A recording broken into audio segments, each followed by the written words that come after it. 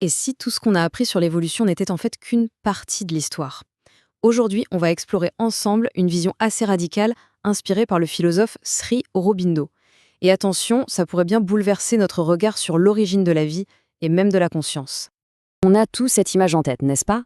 L'évolution, comme une ligne droite qui va du simple au complexe, presque comme une évidence. Mais est-ce que cette idée est vraiment prouvée?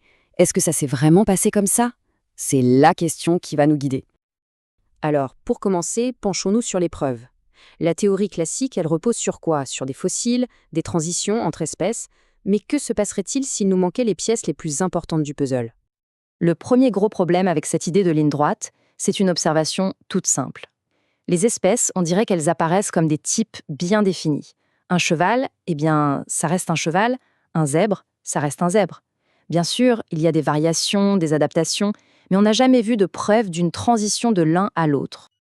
Et voilà, cette citation résume parfaitement le problème.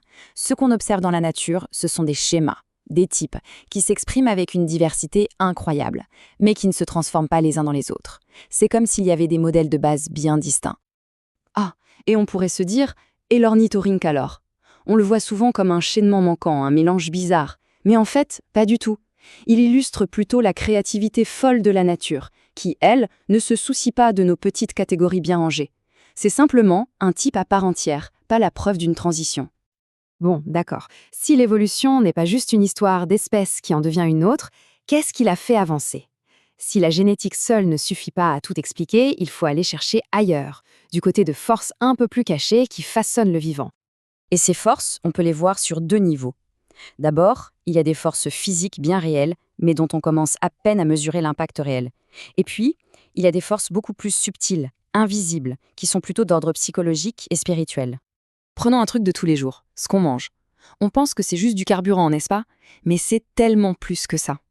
Quand on mange, on ingère aussi l'information génétique d'autres espèces. Et cette information, elle peut dialoguer avec notre propre ADN.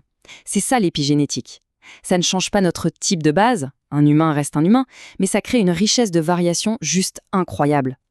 L'histoire de la girafe qui allonge son cou pour manger, c'est mignon, mais la réalité est bien plus complexe et fascinante. Une autre force physique ultra puissante, c'est la lumière. Et son impact va bien au-delà du simple bronzage. L'exposition à la lumière déclenche la production de mélanine. Et là, c'est un véritable couteau suisse pour notre corps. Ça renforce le système nerveux, ça aide à éliminer les toxines, ça rend nos cellules plus résistantes.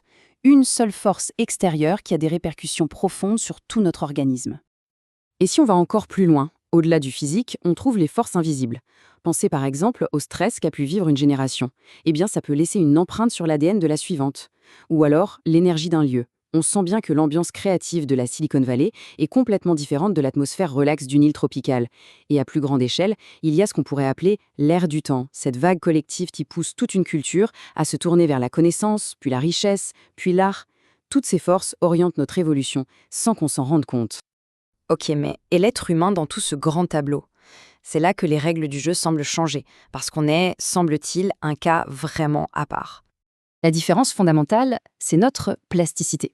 On n'est pas enfermé dans un schéma rigide, la nature a conçu pour nous un type physique suffisamment stable pour permettre une immense, une incroyable variété de types psychologiques. En gros, pour nous, l'évolution est passée du corps à l'esprit. Du coup, si notre évolution se joue maintenant au niveau psychologique, comment on s'y retrouve? La réponse se trouve dans un concept clé, le swadharma. C'est, en quelque sorte, la loi unique de notre propre être, notre chemin personnel vers l'accomplissement. Ce n'est pas une recette universelle, mais une voie qui est propre à chacun. Cette citation de la Bhagavad Gita, elle est juste parfaite pour illustrer ça. En clair, ça veut dire que réussir en suivant la voie de quelqu'un d'autre nous laissera toujours un vide. Le véritable accomplissement, ce qu'on appelle la joie de l'être, on ne le trouve qu'en suivant sa propre nature profonde, même si le chemin est plus difficile. Bon, si l'évolution de la conscience nous a amenés jusqu'ici, la question qui brûle les lèvres, c'est « Et maintenant, on va où? C'est quoi la prochaine frontière ?» La progression jusqu'ici est assez claire, non? De la matière inerte, la vie a émergé. De la vie, le mental a émergé. Logiquement, la prochaine grande étape, c'est ce que Sri Aurobindo appelle le supramental, une conscience qui dépasse notre simple intellect. Mais comment est-ce que ce saut va se produire? L'histoire nous montre que ça ne concernera pas toute l'humanité d'un seul coup. Non, ça commencera sans doute avec une poignée de pionniers. Des individus qui vont créer une sorte de première fondation, un nouveau modèle d'être. Un peu de la même manière que l'humain émergé du primate. Le point crucial, le plus important, c'est qu'on a déjà un lien vers ce niveau de conscience supérieur. Et ce lien, ce pont, c'est l'intuition. Attention, pas le vague pressentiment. On parle ici d'une forme de connaissance directe, immédiate, qui ne passe pas par la logique. C'est la faculté qui permet à notre esprit de toucher du doigt ce prochain niveau.